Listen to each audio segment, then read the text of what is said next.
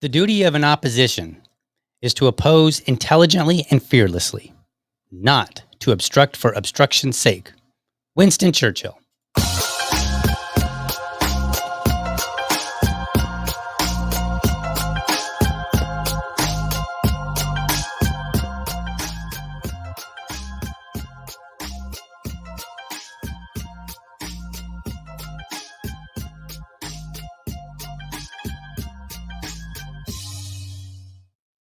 All right. Welcome to another episode of the Liberty Dad Podcast, a discussion on politics and culture.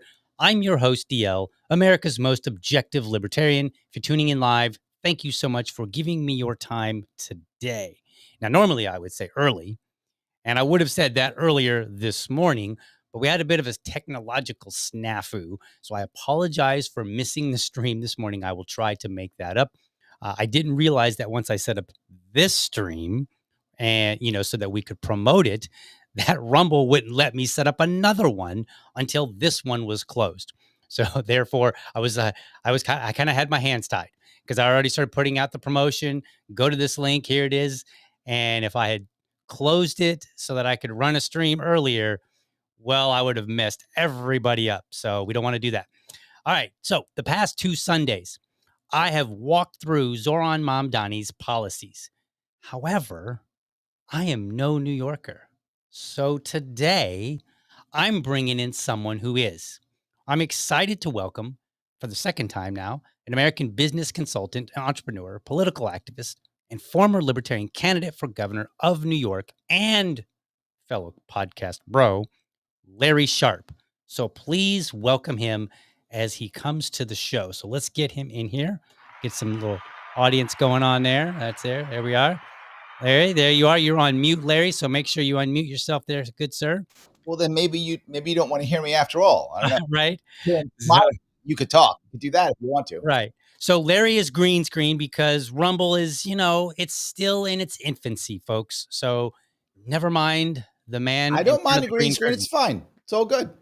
Well, no, but I'm just saying, don't mind the man in front of the green curtain. I'm sorry. It's because I'm green with envy. I envy you. I'm green with envy. I wish I had a cool headset like you. That's the issue. So, I'm green with envy. My wife makes fun of me. She's like, "You got your earmuffs?" And I'm like, "Why don't you be quiet?" I always wear the buds. I don't like wearing the stuff on my head, so I wear the buds. Yeah, maybe I'll get there, but for right now, this is what I got. So yeah, it is what it is. So no big deal. All right. So oops, wrong button there. I'm looking for where is the? There we go. Names. I wanted to get our names at the bottom, so we're official. Okay. Got to get it right. I have it on my shirt. I am set, brother. I was ready for you already. I had went and I grabbed my my own swag, and I was like, I had my sweatshirt on, and then I was like, this is Florida. It's even in the house. It's kind of warm for this. So then I went looking for the shirt, and wouldn't you know it, it's in the washer. So, so I had to just make do with whatever we got. All right, sir. So you're here. We're going to talk about Mamdani. So here's my help me out here. Mamdani is very special. I Yes. actually had him on my show. I had him on Oh, my show really? years ago. I knew he was popular years ago. No one else knew he was gonna be Oh, someone. I knew he was. And wow. one of the reasons why I tease people all the time, I would say how I live in the belly of the beast, right? I would say Yeah. AOC is my congressperson. Mamdani is my assemblyman. Right. Literally, I live in the belly of the beast, right? So I saw him and I realized something because here in Queens, the DSA is very popular, right? The Okay. Democratic Oh, is Social it? America. Okay. Very popular, yeah. Officially, Mamdani's a member. So Mhm. is AOC. My city councilman, Tiffany Gaban, she's a member of the DSA. Everyone who runs my area is a member of the DSA. Wow, I did not So, know that. oh yeah, yeah. I live in. I'm not joking when I say I live in the belly of the beast. I literally Wow. do. So, so I go to DSA meetings once in a while, and when I go there, I talk to the socialists. They like me. They don't believe anything I say, obviously, because they're socialists, but they like me. I'm popular with them. Mhm. Mamdani has something that a lot of people don't have. He's a socialist who has charisma. Yep. Many of them don't. Many of them are just yelling, screaming like that. He has charisma, Oh, they're like and people. libertarians. We get we Yes, get that one charismatic libertarian, and then they rise to the top while we all fight. correct. And they're very similar. So I knew he was going to be. So I had him on my show like 3 years ago, Okay. before he was running for mayor. And he was very forward. He had this idea called sewer socialism. And that's what he calls it. It's on my show. If you want to check it out, put Mamdani, Yeah. Larry Sharpe, you'll see it. He called it sewer, and he was a proud sewer socialist. Yeah. And the concept behind this was it's from the bottom up. That's why it's called sewer socialism. That's the concept. Interesting. And I thought, exactly. That's savvy, man. The guy's savvy. He's smart. He gets it. He's got charisma. And the best thing about him, and again, I'm not talking about his policies. I'm talking about him as a politician, Right. not him as a public servant. That's not what I'm Right. saying. As a politician, he's savvy. He's got charisma. He's a good looking guy. He's young. And he is also fearless. Yeah. These are traits that make people popular, particularly on the left right now. Remember, Yeah. the right right now, Republicans, I should say in general, just the right, the Republicans, they have a pretty deep bench. They have a lot of people they can put into play if they want to, a lot of people who can run for office if they want to. They've got, JD Vance, Vivek Ramaswamy, Nancy Mace. They got tons of people all that they can just throw if they need to throw in. In theory, they got the Don Jr., right? Mhm. They got tons of people they can throw in. And they got neocons waiting, chomping at the bit to kind of get back in the game, right? So they got tons of people. Democrats got nobody. Democrats are in trouble. The left has no one with charisma. They have Chuck Schumer. Are you kidding me? Right? They have nobody who's got any real charisma. The best one they had was Bernie, who sold out, and AOC, who sold out. Now, AOC and Bernie are trying to get back in action. They're trying their best to. But I've been saying forever, if the Democrats want to move forward, and this is just me as a consultant, you have to go economically left. The socially left stuff is a bust. It's broken. The woke stuff is a disaster. It's not working at all. It's failed miserably. In fact, every time they go socially left, Trump makes money. Yeah. Trump loves that. In fact, Trump now speaks about woke far more than Democrats do, because that's where he makes his money. And he calls everybody woke, and it goes very well for him. You go economically left. Again, you and I are absolutely against economic left policies, but America is not. Right. America is not against it. Why? Does America understand? No. America knows one thing. The system is not working. Right. It's not working for them at all. It's failing. And in the case of the national level, the Democrats have no answer. The Republicans have bad answers. So what happens when you have a bad answer versus no answer? You take the bad answer. It's an answer. Right. So when Trump says, yes, when Trump says tariff the world, that will work. You go, okay, it's tariff the world or nothing. Okay, tariff the world. Fine, I'll take it. I'll vote for that. Yes, let's do that. When someone says America first, when I feel like I'm last, I go, okay, that sounds great. I'll do that. Now, here comes Mamdani. He does left populism. He says, you know what? The Republicans in New York State have no answer. And that's true. The New York GOP is an embarrassment. It has no answers. The New York City GOP is worse. No, and I don't blame them. It's 6-1 Democrat Republican in New York City. So why bother having an answer? You don't have any power. So why would you bother having answers? Right. So they have no answers. So New Yorkers go, it's not working. People are leaving our city, leaving our state. We are the worst state in the union. What do? Mamdani goes, free buses? And they go, oh, that's an answer. And how about I'll freeze the rent? What do you think about that? Yeah. Oh, that sounds amazing. Let's take that. This is why Mamdani's winning. Desperate New Yorkers, a charismatic socialist who actually is fearless and has charisma and answers. That's it. Right. Yeah, absolutely. And it's funny because one of the driving forces for me even talking about him, because he's in New York, I'm in Florida. I got Republicans to deal with down here, right? Like, Yep. and they're doing some of their crazy things that I have plenty of talking points to discuss. But what troubles me about Mamdani specifically is how the right is responding to him. So I seen like, Yep. and I'm gonna throw names out because they're big enough anyway. So like Charlie Kirk, he did Yep. like I saw this whole video of him whining about how he eats with his fingers and how this is America. And I'm like, bro, last week I was just at a restaurant with a bunch of friends where they literally served this huge like board with food meant to be eaten with your hands, and they passed out gloves. I'm like, this is like I'm in Jacksonville. This is not some hub of culturalism here. Okay. And we have this. So the idea that you're going to beat him on something that I can find down the road, literally. Yeah, but you're making an assumption. You're assuming they want to beat him. They don't. That's your issue. You're assuming they want to beat him. What You're is their thinking. goal if they're whining about everything that doesn't All matter? they want is clicks. That's it. It's that That's simple. it. Charlie Kirk is growing his personal brand by getting tons of clicks because he's yelling Mamdani bad. There is no difference than CNN and MSNBC yelled Orange Man bad for 10 years on Trump. Did it work? No. He won the presidency the first time, and he won this time too. He's president of the United States. They've been yelling Orange Man bad literally for 10 years. Right. Why? Because people will watch it. Mhm. CNN became the anti-Trump station. Now it's bad, but not as bad. Still terrible, but just not as terrible in a terribleometer. But Right. MSNBC is still just Orange Man bad every day, 24/7 Orange Man bad. And they're making money. People are still watching. MSNBC does better than CNN sometimes. That's insane.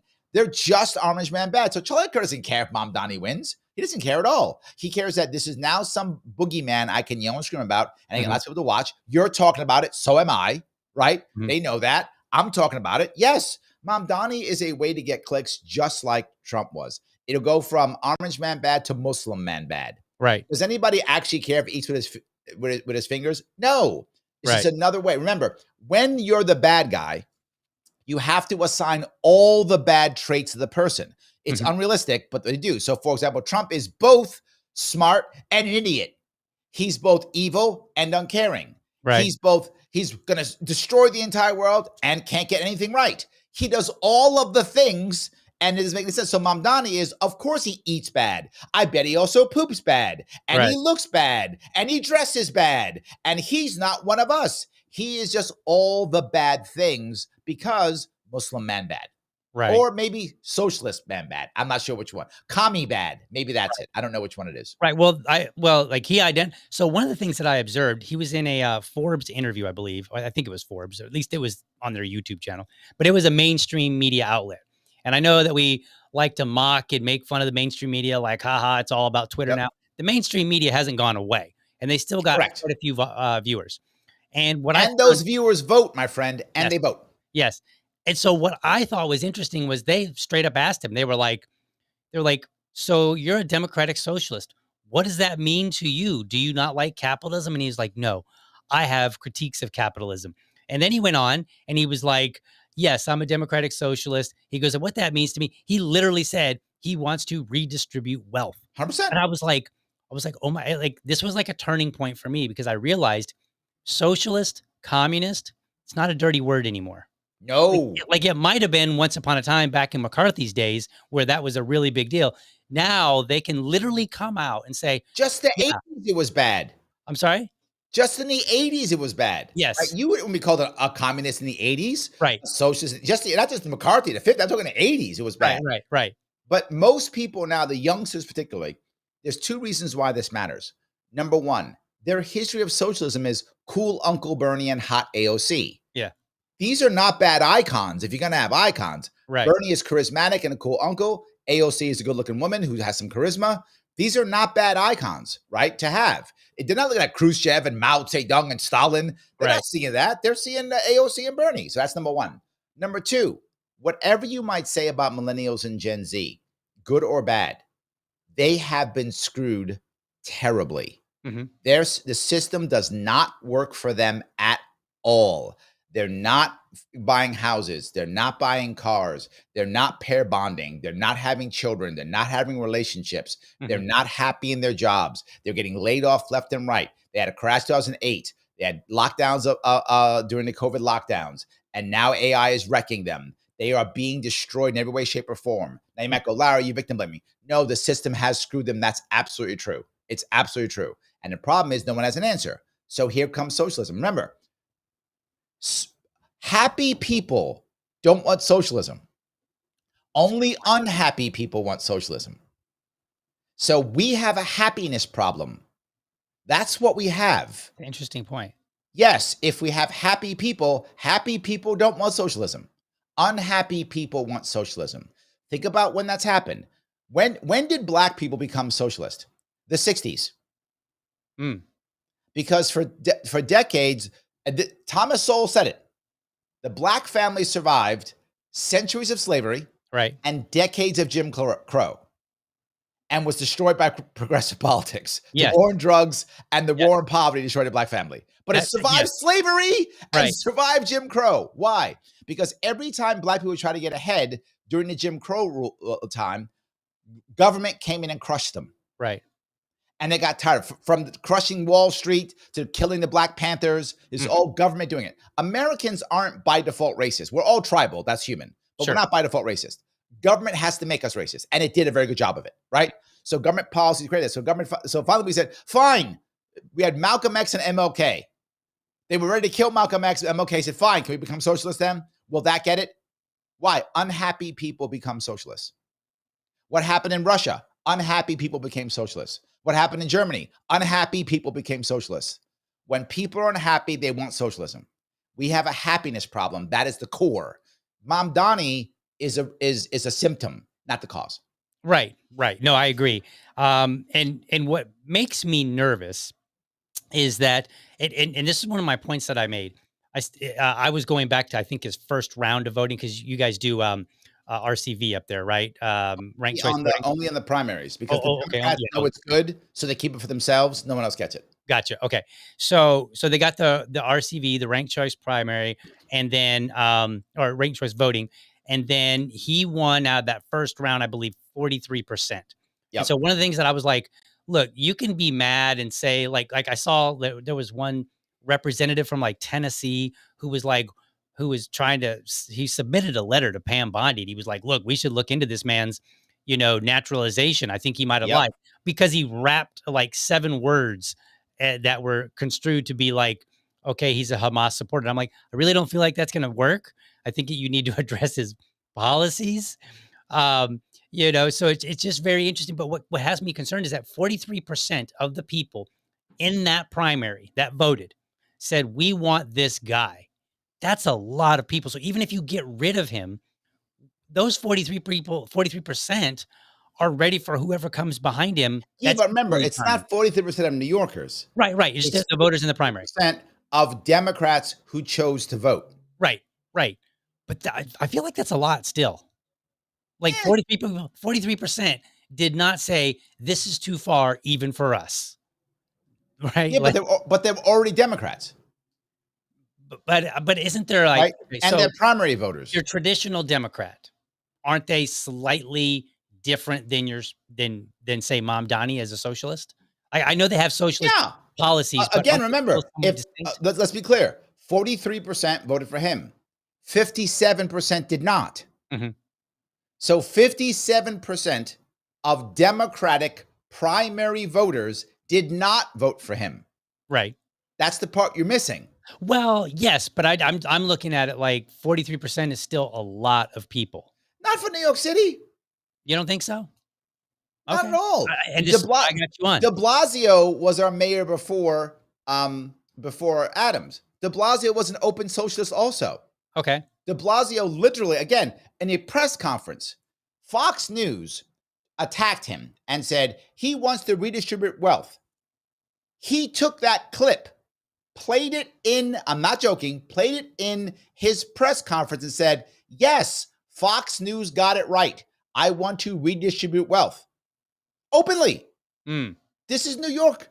This Okay. is New York City. I'm not familiar with the politics well enough to Yes. be able to. This is like whatevs. To Yeah. No me, one's surprised. okay, so because to me, I look at it. The big concern that I have is just watching the responses to Mamdani, and I'm like, I think you're going to help him win, and if he's as every bit as bad as we would like to believe based on his policies, and however well he would be able to actually implement them, I don't know, but I think that could be a huge problem for America. But I guess you've already been No, dealing no, with it. it will be a huge problem. Our city council, I think, is 52 or 51. I think 52 people on our city council.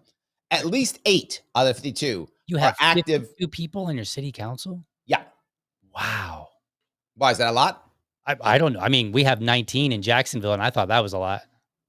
There's 8 million New Yorkers. That's Well, not much. I get, but again, I don't live there. I don't know how it's constructed. There are over 300 neighborhoods in New York City. I mean, we have about 1 million people, and we have 19. So we should have 8 more than 8 times that, right? Because we have 8 million. So okay. not that bad. There's literally over 400 maybe. Maybe there's 400 neighborhoods in New York City. Okay. There's a bunch of neighborhoods. I think there are 400 neighborhoods in New York City. There's tons of them. Anyway, my point being, at least 8 of them are active members of the DSA. Mm-hmm. That's how big there is. It's a piece of our city. There are some Republicans out of 52. I think 2 are Republicans. It's like 50-2 or something like that. So it's hardly any. I think there's only 2 Republicans in the entire city, something like that. Mm-hmm. But no, it's very common. This is not surprising at all. Remember, the thing you remember about cities, and most people don't get this. Why are cities left? Why do they become so left compared to rural areas? There's several reasons, but one of them is because we tend to be more transient. So if you live in a more rural area, generally speaking, people are going to have lived there for a lot longer. Often their family has lived there. It's much more common. There are kind of social rules that make sense. People kind of get things because of the distance. They tend to be more respectful in general, right? General rules. In the city, you've got people in the building where in that one building, someone's been there for 3 weeks. Someone's been there for 3 generations. And in the same building. That we're not the same religion. We're not the same background. We're not the same rules. We don't know the rules. So we don't know how to act. We don't know what the right answer are between each other. Number one, we often don't even speak the same damn language, right? There's over 100 languages. I think 200 languages spoken in New York City every day. So there's just not in the same language. Now, on top of that, we live on top of each other. There are parts of New York City where there are 60,000 people per square mile. Wow. That's insane. There are parts of New York City where if you're a UPS or FedEx truck driver, your entire route is one building. Wow. Your entire route, one building. That's your route, this building. That's how it is in New York. So you have that amount of people cramped together, all different backgrounds. There's no social rules. So what do? We cry for a referee. When you cry for a referee, who's a referee? Government. So we cry for government as a referee to kind of make some rules, to kind of figure things out, right? That kind of thing. And that is often why you see people who come into cities become more left. Gotcha. So, okay. So we've established that the right is not addressing it correctly for whatever reason, right? Maybe some of them just care about clicks. Maybe some of them are just hyper-focused on, I think the right does tend to fixate on the culture war a little bit. Yes. And because it makes money for them and makes votes for them. Trump got a lot of people to vote for him because he's anti-woke. That was a big deal. He got a chunk of people. Even if that was 5-10%, whatever it was, that got him over the top. Right. But it also backfires. And it was funny. Ann Coulter, of all people, actually wrote about this. There was an article, I don't know, a few months ago maybe. And she was like, look, she does it in her Ann Coulter way. She was just like, hey, I'm pro-life as you can possibly be. But can we take our activist and like lock him in a closet? And she was like, and then she started pointing out where the activists got too crazy, they ended up losing. Yep. Right? Because they were 100%. trying to fight this culture war and they were going too heavy handed. And she basically said, look, people are a lot more moderate than our extremists are on some of our views. So some of the people that are very, and I don't mean to denigrate anybody who's pro-life, but just like if you're the very far end where you have no, you're not willing to budge even a bit. She's saying like the activists on that end tend to cause, politicians to lose. And that's the problem that that we're talking about. There isn't a problem with you having in your heart your belief system. no exceptions. Mhm. Got it. It's Right. how do you communicate that? Right.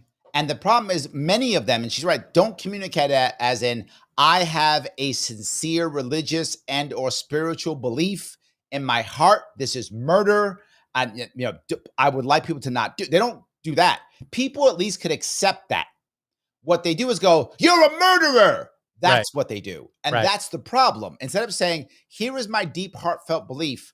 I want you to connect with me Mhm. and maybe see it and understand it," which is the right way to communicate that belief.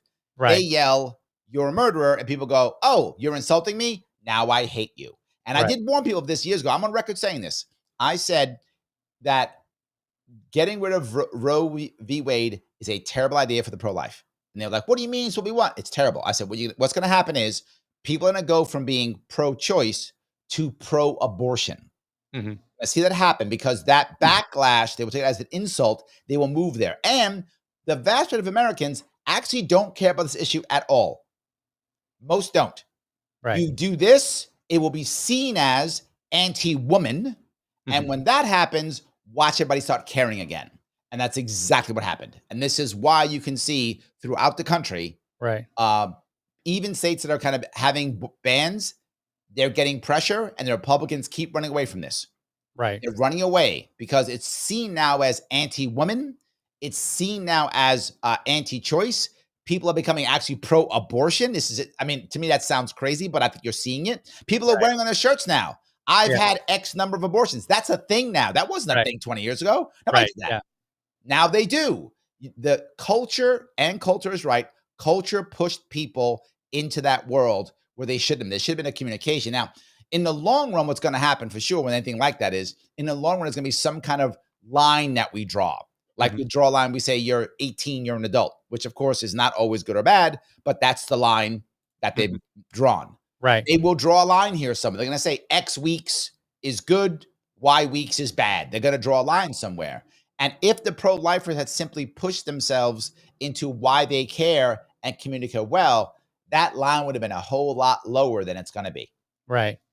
So would it be fair to kind of say the left wins the culture war, whereas the right tends to win the economic war, if you will, or The on opposite, economic? the opposite is true. You think so? 'Cause I don't. Mamdani went economically left. He's winning. Trump went just socially right. And he's winning. Okay. Okay. What are you talking about? The But, exact but I mean, opposite happened. but I mean, in the long term, though. I mean, in the long run, like not, yeah, like overall, like 5 years from now, which policies are we going to find more socialist policies? Or are we going to find more right leaning policies that are in play? I feel like we tend to get more left leaning policies. Socialism is winning and winning and winning, which means oligarchy. Look, Mhm. America has been drifting towards fascism since the 1920s. Mhm. It's been drifting towards it for a long time. And the country badly wants to become fascist. It just does. And I think we're going to go that route eventually. And look, one of the things will happen. Libertarians will finally get their day in court, and there'll be some victories. And you're seeing that right now in Argentina. Mhm. Right? Argentina went for socialist, went fascist, back to socialist. Finally, they are in some form of libertarianism now. If Right. this wins, the Argentina will be changed for a very long time for the better. We're in that same road. We are moving towards authoritarianism, socialism, and they rotate back and forth. They're kind of the same thing, just Right. depends on who's on top. Whoever's on top doesn't actually believe in any of the policies. They just want power. And Right. they'll use socialism as a tool, or oligarchy as a tool, or fascism as a tool, whatever. They'll use whatever it is as a tool to stay in charge. The question is, will liberty actually have a chance to survive somewhere? And my gut says it has to survive at a state level, which is Okay. why you see me run for governor.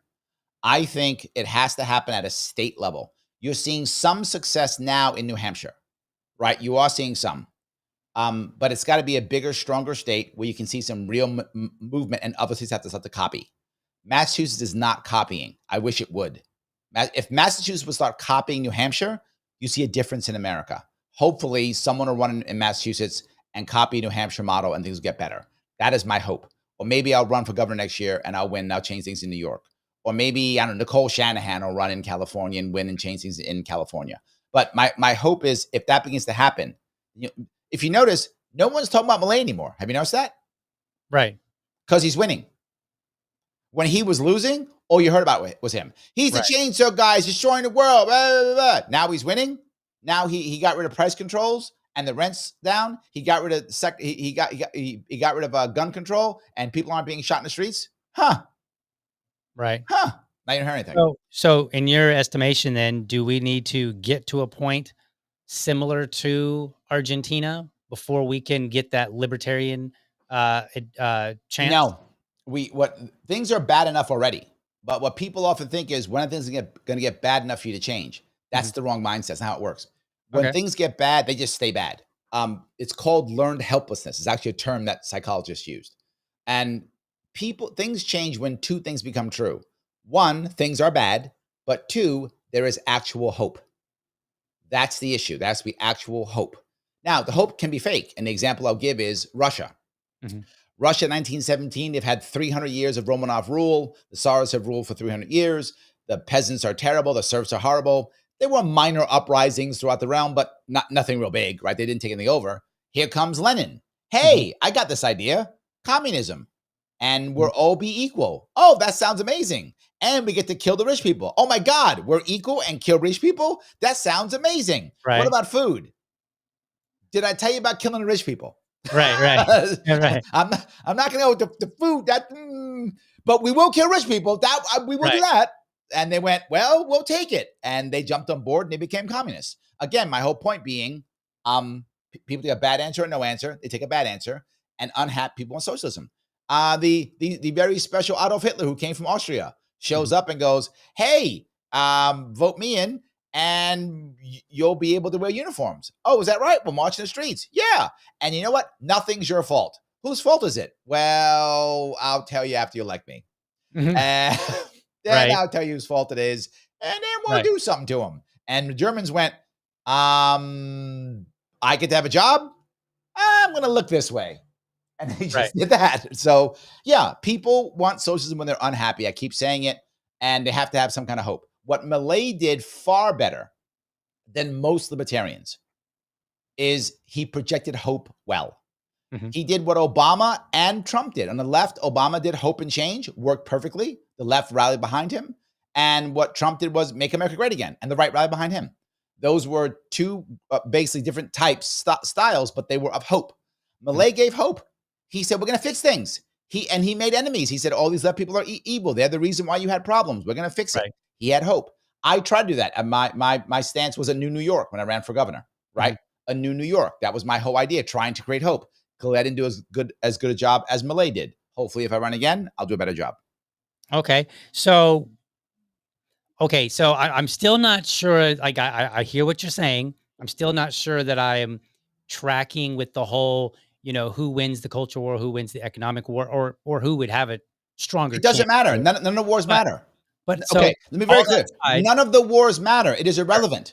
That's why I'm not saying it. Who's going to win is whoever the person is or group of people are who can take charge and control these. If you've noticed, we are happily, we go out there and yell, no kings, and do a march for no kings. Right. And when that march happened, I said, no one will care about it in 3 weeks. And no one cared about it in 3 weeks. It's a useless, all these marches are useless. They have no value. I never cover them. They're stupid. They don't mean anything. Right. And of course, that's what happened, right? So, but the reality is, we can't wait for a king. Right. We're not mad that Trump was doing stuff. We asked him to make SARS. We wanted Elon Musk to run it. And I don't mean me and you, obviously. I mean, as a nation. We're happy. We didn't care that Biden, if you're in a love, we didn't have Biden literally said, you don't get to have a democracy. I'm just going to decide I'm going to run. I'm going to pick my successor. Democrats didn't care about that. They accept that shit happily and voted for her. And the Republicans are happy for Trump to rule, to go to war without using Congress. They don't care. Right. We are happy with it. What we want is a solution. We want people to try to solve our problems. The guy who will give us hope, we will give all the power to.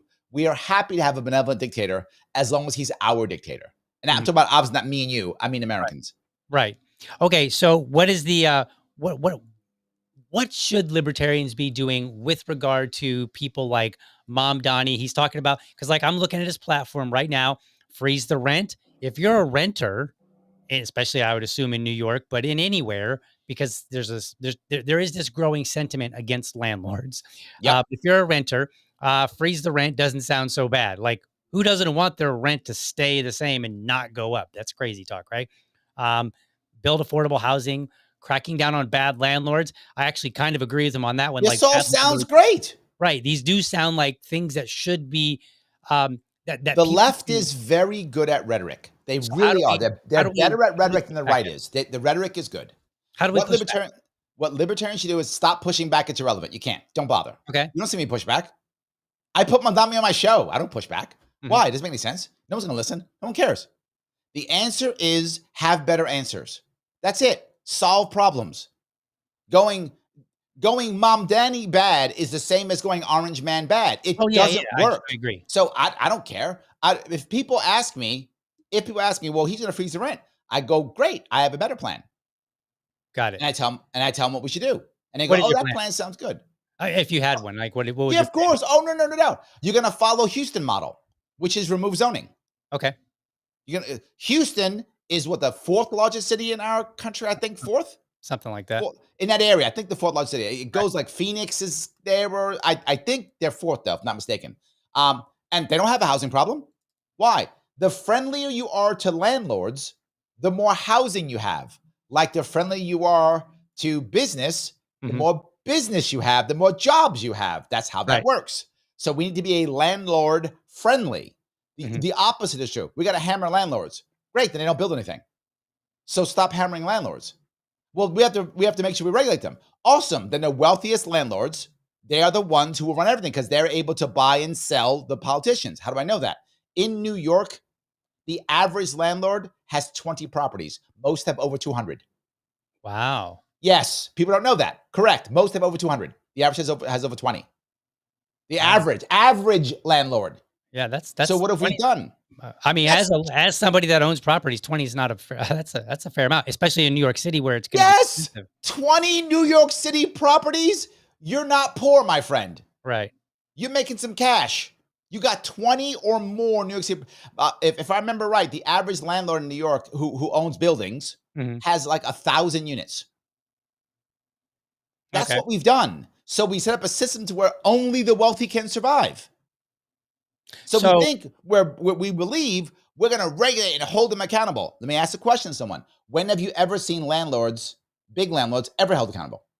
The landlords who went to jail, who get punished, are the family who came from Greece who bought one apartment building 30 years ago. That guy goes to jail. That guy gets hammered. Right. The guys who got together, him and their buddies, and decided to, turn their house into a 3-bedroom, and then they go rent someplace to make some money. That guy goes to jail. That guy gets hammered. That guy loses his property. That's how I would spin it. I would say the person you're punishing is the little guy who's your neighbor. The person you're punishing is the guy who went to school with you. You're not punishing the big landlords. Please tell me the last time you saw one of them go to jail. You know one of the biggest landlords and developers in New York City? He's the president of the United States right now. Right. He's the president of the United States right now. Who are you punishing? You're fooling yourself. Right. You're fooling yourself. Well, that is how I talk to people in that regard. You're Gotcha. fooling yourself. Mamdani is giving you a story, which is wonderful. It sounds good. I'm not even going to lie. It does sound good. The reality of it is he's going to punish little guys. I want a policy that allows people to grow their own properties. Right now, in places like New York, we have things where we landmark property. It means that the local community has control over your property. Okay, if I'm a little guy, how can I change that? I can't. I'm screwed. If I'm a big guy, what do? I bribe people. Right. That's how it works. Right. Yet again, I'm assisting in the big guys winning. Now I got to bribe all these people so I can get what I want. How am I get my money back? I got to raise the rents. Right. That's how that works. So let me ask you. So I know you haven't watched any of my series on Mamdani, which all I'm really doing is I'm just going through, I'm pulling up his video, pulling up his documents, and I'm skipping through them and, saying, okay, here's some areas where I think he, I did it with Bernie. I did it with Bernie years ago. I went through his entire website. I went through every policy and give libertarian answer. I love the idea. It's great. Good for you, man. Okay. So you're on board with that idea. Cause I was going to ask you, as long as you're not just attacking. Right. If you're just going, it's bad, this sucks. Yeah. That's good. If you're saying it's as bad, here's why, and here's a better answer, I love it. Right. And that's what I've been trying to do. I'm probably a little bit lighter on the, hey, here's the alternative. Here's what I would necessarily do. Part of that reflects not having, more of an intimate knowledge of New York City. So there are some, like I could come up with an answer, Sure. and then I'm sure you could be like, yeah, but this, and this, and this, right? And then I just don't look like I have a good answer. So I was trying to balance that out, and make sure that I'm careful not to, not to say something that wouldn't make sense to somebody actually living in New Yeah, York but City. to be I don't clear, want to you ruin don't my have own to idea. have the exact answer. What the person watching Mhm. feel like you care. That's the issue. So if the person watching just hears, "Oh, here's Liberty Dad yelling about some communist again," Right, the people who like you will like you because they like you, and that's it. They'll like to hear right, Liberty Dad scream at people. It's fine. But if sure, you're trying to get new people to care, what they want to hear is, "Oh, Liberty Dad's not just screaming at about Mamdani, but he's also saying how much he cares. He wants to fix things, even if right. he doesn't have the answer." Remember the old adage: people don't care how much you know until they know Yeah, how much you yeah, care. yeah. Right? Okay. So if they believe you care about this, you don't have to have all the right answers. It's not required. Got it. So in a way, and I'm going to take a little bit of a pat on the back, I'm kind of right that libertarians they need to like go to Toastmasters. They need to do whatever they need to do to become better communicators and then Yes. get out there and communicate our ideas in a way that makes people go, that's a very interesting point. One of my big things, and I learned this actually from talking to my mom. She went to her grave a diehard conservative Republican. And I remember when I was talking to her about Gary Johnson, and she was like, Yes. she was like, he'll say he'll smoke, he won't smoke weed in the warehouse. And she didn't quite sound like that. That's just my very bad impression of my own mama. But so so I would talk to her, and I felt like I know I'm getting somewhere when she would say, "Well, that's an interesting point." That's Yep. it. She didn't concede. She didn't say, "You're Correct. right. I'm totally buying into this idea now." She just said, "That's an interesting point." And then Yes. I was like, "Aha, ding." And then I looked at it and I said, "That's what I try to get out of conversations. I just try to get someone to acknowledge that I made a good point." And I'm like, if I could I'm do with that, you. I feel like Look, that if libertarians did that, I feel like we'd make so much more gain. most libertarians think that debating is a good thing. It's not. Mhm. You rarely see me debate. When do you see me debate? Hardly ever, right? It's not a thing. I don't want debates because debates mean there's a winner and a loser. Right, I want conversations. I think the way we win is not through winning a debate, it's through having hundreds and hundreds of conversations, right, right? To your exact point. The odds of me converting someone to a libertarian tomorrow are slim to none. right, The odds of me getting them to go, huh, like you just said, huh, that's all I want. If I get that, that's a win. Here's how I know I'm winning. If a week or two later comes by and someone responds, I was thinking about that thing you said, Larry. Now I win. right, That now I know I'm winning. right, Even if they come back and tell me how wrong I am, I still won. right. I get what Because you said, and I don't think it's true because I was watching Charlie Kirk and he said, but I'm like, I'm winning. right. I'm Yeah, winning. no, I same thing. And actually even a little bit further, I've had friends who are not libertarian, they're not conservative, they're left leaning, reach out to me randomly. So it's not like we were having a conversation. It's like I haven't talked to them in like weeks, months, and then they ping me on like social media, a message, and they're like, "Hey, DL, the election's coming up. I'm just curious what your thoughts are on these upcoming amendments." Right? And they'll just reach out of nowhere and ask, and I'm all like, "Yes." Because for me, I look at it like my tagline when I started this podcast, which I don't use because it's kind of long. It was originally um, preparing for tomorrow's conversation by how we engage today. I Because I like was it. like, and the whole Liberty Dad thing came about because I was like, all right, I'm gonna be a dad. I'm gonna teach my son a whole lot of things as he's growing up. And what happens when he goes off and he goes to college and he comes back and he's like, Dad, I believe in communism now, right? Well, I determined that if I'm a psycho growing up and I'm all like, those commie bastards, and I'm just like rah, rah, rah, ranting, that he would probably end up getting to the point where he didn't want to have a conversation. 100%. But You would have turned him into a communist. right, maybe. But Yes. if I was rational growing up, even if I had strong opinions and occasionally ranted, but if I was generally a rational person and said, let's talk about that, and I don't flip out when he says something or does something necessarily, then that's going to leave him more willing to reach out and say, what do you think? Even if he ultimately ends up disagreeing. I agree with you. I have two daughters. Mhm. One is an adult, she's 21. The other one's a teenager. And I do not push my views on any of them in any Right. way, shape, or form. I know what I know. I say what I say when I say it. When they ask me, I talk. When if they want to watch the show, they do. But most of them, they don't. They don't care about my show, right? They're kids doing their own thing. Sure, sure. But my oldest is very libertarian, and my youngest is liberty leaning, and they go to regular schools where it's like, and of course schools are everything, and AI is bad, and the market is bad, and capitalism is bad, and do what your teachers say, all those things, and they still are libertarian. So I Mhm. think you're right. I think that's what happened in my household, at least. Gotcha. So let's talk about some of his policies real quick. I want to get your take. Can I just throw any one of them at you? 100%. What All do you right, want? let's see. I'm gonna look for a good one. Okay, let's do this one. Paying for our agenda, and I can put it up on the screen if you'd like. Taxing corporations and the 1%. I'm just gonna read Yep. it for anybody Mhm. that's not familiar with it. Zohran, let me move this over. Zohran, I was having trouble so much saying that name. Zohran It's pronounced Zoran. Zohran. Okay, I'm gonna try to Mhm. remember that. Zohran has a plan to bring down the cost of living through city-owned grocery stores, universal childcare, and other bold proposals. And he knows exactly how to pay for it too. He knows. Zohran's revenue plan will raise the corporate tax rate to match New Jersey's See? 11.5%, bringing in $5 billion, and he will tax the wealthiest 1% of New Yorkers, those earning above 1 million annually, a flat 2% tax. Right now, city income taxes are essentially the same whether you make 50,000 or 50 million. And it says we'll also implement common sense procurement reform, end senseless no bid contracts, hire more tax auditors, and crack down on fine collection from corrupt landlords to raise an additional $1 billion. That would be impressive if that actually happened, but I really don't believe you're going to get $1 billion from taxing your Well, corrupt landlord. several parts I'll bring up. I'll Okay. I'll first touch the idea of raising the corporate tax to New Jersey. Um, he raises corporate tax the same as New Jersey. Um, Once you raise that, why would you live in New York City?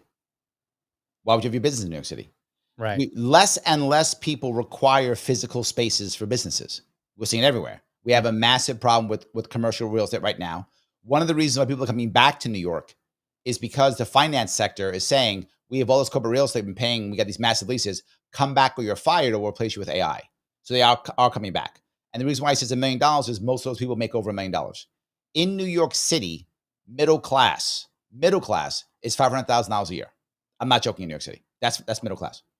The Wow. survival in New York City is six figures on your own, six figures. The Wow. average rent in New York City, the average rent for a one-bedroom apartment is $4,000. Wow. Correct, the average. Yes, it's crazy. It's insane. So the cost of living is insanely high. So that kind of people are the ones who are coming back. Many of the people are leaving or just not, or just hustling or in the black market. So if he does that, wonderful. Those people will pack up and leave. How do we know? The IRS has already told us that in New York State, we've lost $20 billion in income due to migration. The IRS. Mhm. This is government numbers. You tax another 2% on everyone making over $1 million. You have people in New York City who make $10 million a year, $100 million a year. They're going to pay $20 million or $2 million more, $200,000 more every year in taxes. They can pack up and leave. Why would Mm. they? They can go to Florida and get it and literally get no income tax, or North Carolina and get the lowest income. You know you know what the business tax in North Carolina is?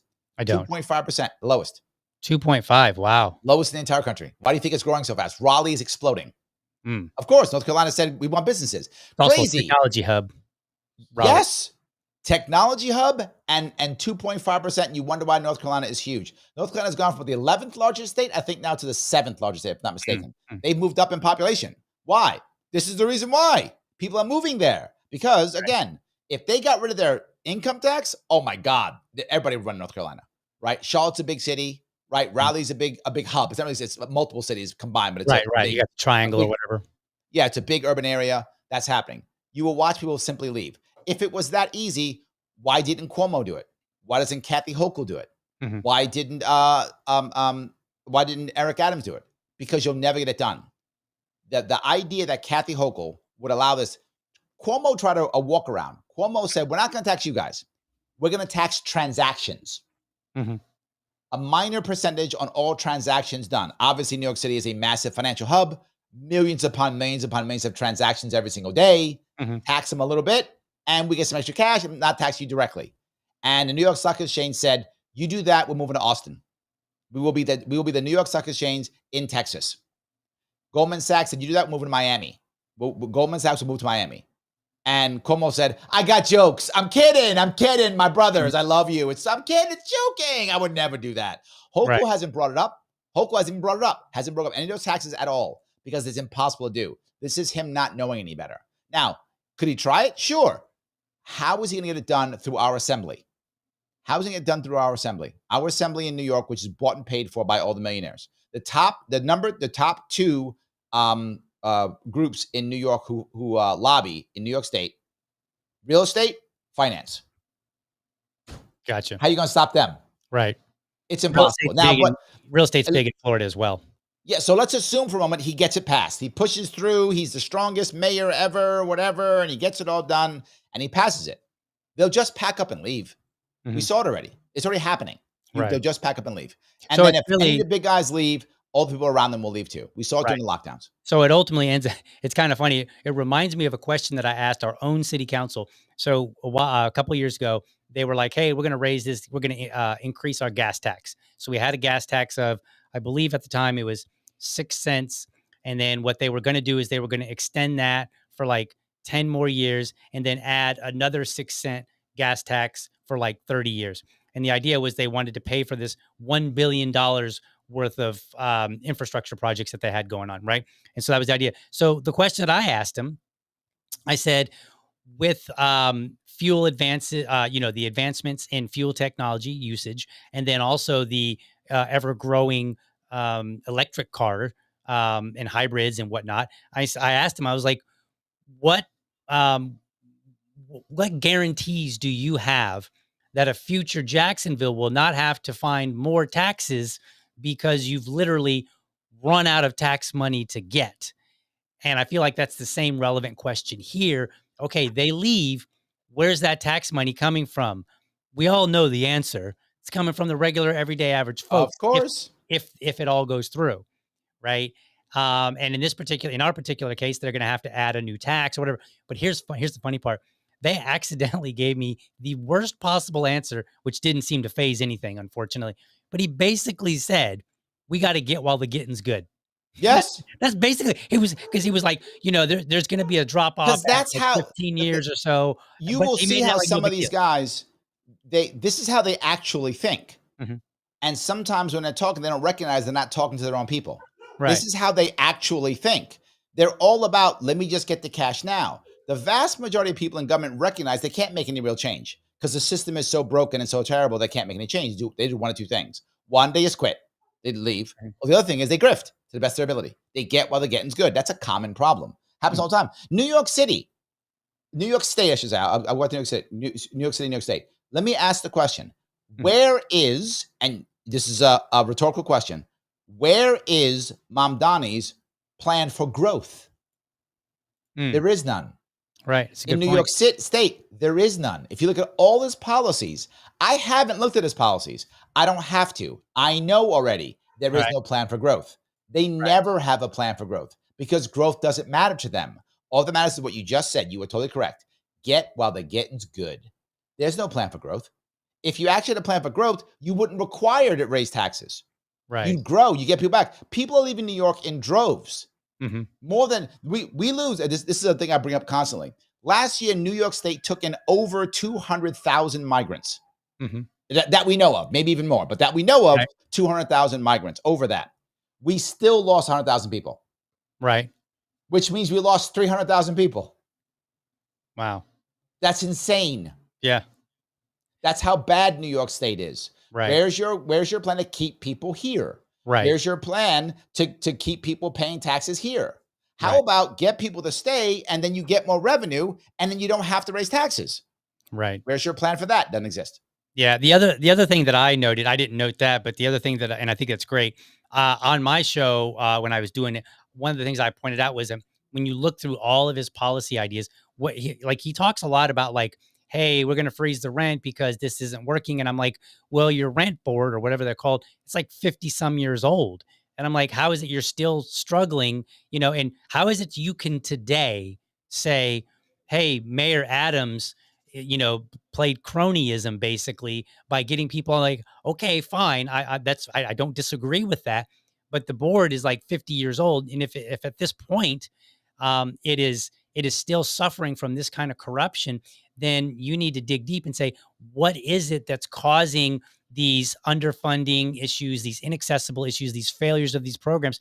Because he points out that there's a lot of programs already in existence, and he's just basically going to bring them under one umbrella. And I'm like, but you haven't said how they are failing and how Yep. your ideas will not be subject to the same problems that the current ones are, which I think is kind of similar to the question that I just asked or mentioned asking Yep. about taxes. Like, tell me that you understand the actual problem and that you're addressing the actual problem. If government, like, okay, landlords, cracking down on bad landlords. I agree that bad landlords should be punished. Like, my suggestion that I made was I was like, rather than have a bunch of laws that say landlords must do this because then that requires enforcing it. And from what I could tell, it looks like New York is not enforcing it whatsoever, or they're slapping people on the wrist, if anything at all. So No, that's the problem is the court system's garbage, right? The reality of it is we right, should not be criminal. This should be civil, and you should have a better court system so that the average person can go to court.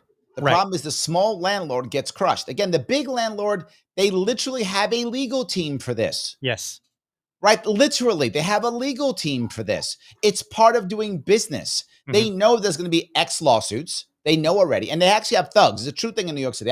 If you have 1,000 units, you're making a ton of money. You have a set of thugs. They're construction workers, but they're actually just thugs. So what happens is you're in my unit, deal, and you threaten to sue me. I send my thugs to you, and my thugs go, "Hey, DL, I'm going to give you $20,000. Why don't you move out?" And you go, "I'm going to stay." Great. You know what? We're going to start building construction now right next to your apartment here, and these stairs, yeah, we're going to tear them out. I'm not joking. So wow, now your life becomes hell. Because I start working at 8 o'clock in the morning, which is legal, every morning, so you can never sleep in, so you can't have any business, you can do anything because I'm hammering against your wall for 8 hours straight. That actually happens. I'm not making this up. Do your homework. You can look at it. This happens. And wow, then finally you go, fine, I'll take 20 grand. I go, it's 15 now hmm. because I had to pay 5 grand my people to hammer on your wall for fucking 4 days. So now Right. you're going to have to pay 15 now. So how do you fix that? You fix it by making it easy to go to court. Okay, You make it easy to go to court. So that okay, anyone go to court anytime easily. If gotcha. you want to go to court, you can go to court. But not just that. You don't make it work. You don't want to make it to where a large landlord needs to have these issues. hmm If you just unfreeze all rent control, all hmm of this goes away. How do Right, I know that? Malay did it in Argentina. right, He just said there is no such thing as rent control. It's against the law. It's unconstitutional, which we should be doing too. It right, absolutely is true, right? Just right. do it, right? And then once that happens, what happens? Within 1 year, average rent went down 30%. hmm hmm Do that. You don't have to worry about it. You can Right, solve the problem itself. Right now, every time you have more regulations and more rules, all you do is support the oligarchy right, every single time. And people go, we need more regulation to support the oligarchy more? right. Well, not only that, Support the oligarchy more. yeah, well, not only that, the big criticism that I have of Mamdani is he was like pointing out all these problems, which I'm like, yes, there are these problems. I agree. Yep. They are problematic. You haven't told me how you're going to resolve them within the government, which means, in the future, I would expect to still see some of the same problems, just maybe under a different umbrella, different Mhm. name, Yep. whatever the case. So one of the things that I was suggesting, just as a throwing it out there idea, because I didn't want, like you said, I don't want to necessarily just rant and rave about it.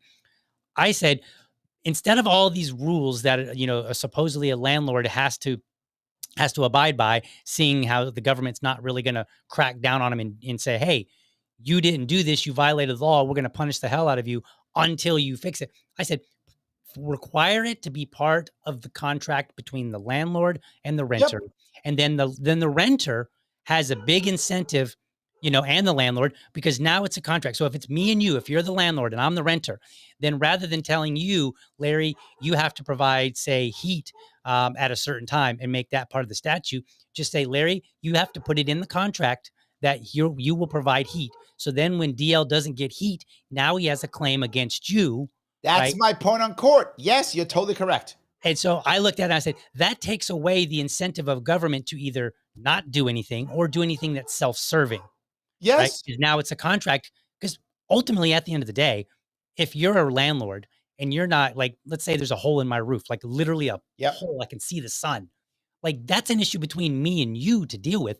But And no, there's when just the a way government to deal with steps it. in again, here's the one people don't get. When it is done by the government, Mhm. that means the landlord doesn't have to service the client. The Right. landlord simply has to check the government boxes. Mhm. That's Right. it. So the law might say have to cover the hole. So the landlord puts newspaper on top of the hole and Right. says, "I have done what the law said. You can't touch me." Right. Versus your point, which is no, it's an agreement between customer Mhm. and provider. And it becomes civil court, easy to go to. You don't got to have a gazillion lawyers. You don't got to spend a gazillion Right. dollars. And as long as the customer is happy, the customer's happy. That's it. Right. But now what happens in New York is small landlords literally get arrested by the cops and go to jail. Why? Because it's against the law to harass someone for rent. I'm Mhm. not joking. Right. No, I So believe that. if you don't pay your rent and I knock on your door and go, "Hey, DL, where's your rent?" You call the cops, I go to jail. That was happening during the That's lockdown wild. all day long. That is so wild. Now, here's the thing. If I have 1,000 units, I'm not knocking on your door. I have thugs for that. Right. And most security in New York City is former cops. Why? Mm. Because in New York City, you can't have a gun unless you're former law enforcement. Right. Right. Okay. So by default, cops, when they get done, they become security. So the security thug I use is a former cop. He's not getting arrested. He Right. knows the sergeant. In fact, he calls the sergeant up and says, "Hey, I'm gonna be at a place. Don't have your boys come by." He goes, "Okay, done." That's wild. That's how that works here. And if you got I'm saying it publicly. If I'm lying, you can Right. just, I don't know, get mad at me, whatever, sue me. That's what happens. Literally, Oh, I believe you. at least half the security is former cops. Why? Because they're the only ones who have guns. You can't have guns in my city unless you're a former police officer. Hmm. So they get to have guns, so they become security. Well, they just quit their job 10 years ago. They still know the rookie who they brought up is now the sergeant in their area. They're not getting arrested. Right. That's crazy. Okay. So, by the way, I forgot to ask you before the show, how long, I took the day off. So if you need to get going quickly, or if you I got do need to get going. It is past, okay. it's past Okay. noon. All right. So we'll wrap it up. Final words on how people on the right and libertarians need to, let's just kind of summarize everything. What do you got on dealing with ideas that Mamdani is putting out? I'm going to pick up 3 pieces. 1, respect that the left and Democrats tend to have better rhetoric. It's true. They don't have better ideas, but they have better rhetoric. Their rhetoric sounds nice, sounds good. So if that's true, then recognize that and try to have better rhetoric. Don't just say the things that are correct and true. Moving people, politics, whatever, is not only logical, it is also emotional. So Okay. make sure you communicate in a way that sounds good. Because again, people only care what you know if they know how much you care. Right. So Yep. that piece is important, number 1. Number 2, yelling other guy bad is not enough. Right. It's not enough. You have to also have an actual answer. Some kind of answer. If you don't have it personally, hey, go ask this guy. I don't know what's going on in Jacksonville, but you know what? I know DL does. You should ask DL. I'm sure he's got a good answer for this one. He lives there. He'll have a good answer. So that kind of thing, right? That's the second piece to do that, right? And then lastly, you want to recognize that you don't have to change somebody's mind the first time you talk to them. It is a process. And if they come to you, even a little bit, don't punish them. Reward the good behavior, no matter how small it is. Those are my 3 pieces. Sounds like great advice, sir. All right. I'm going to let you go. Thank you so much for joining me today. It's been a pleasure. We'll have to do it again sometime. But it was very enlightening because there's a lot that I don't know about New York. So I very much appreciate it, sir. Have a good one, my friend. Yes, sir. You too. All righty. So, folks, thank you for joining today. Hope you enjoyed the show. I know I didn't get too many comments out there. We were having a good conversation. I did try to put some of them up on the screen, and I appreciate the fact that you guys, joined in and whatnot. So thank you so much for that. I will be on time tomorrow. We will not have any more snafus this week. So I got up, I had one day where I got up late, and then, then I had another snafu. So we will get past all of this stuff, and we will get back to our regularly scheduled programming. But for now, I will be seeing you guys later. Thank you for watching, and I hope you found this episode informative and inspiring. Be sure to catch me Monday through Friday, 7:30 a.m. for an informed discussion on politics and culture. Make sure that you're subscribed to my YouTube channel, or if you prefer my Rumble channel, you can go to youtube.libertydad.com, or you can go to rumble.libertydad.com. While you are there, let me know how I'm doing by leaving me a comment. You can also become part of the community by heading over to libertydad.locals.com. Remember, if you're a champion of liberty, your business is people and your product is liberty. I want you to have a great week. Catch you next time. But for now, I'm out.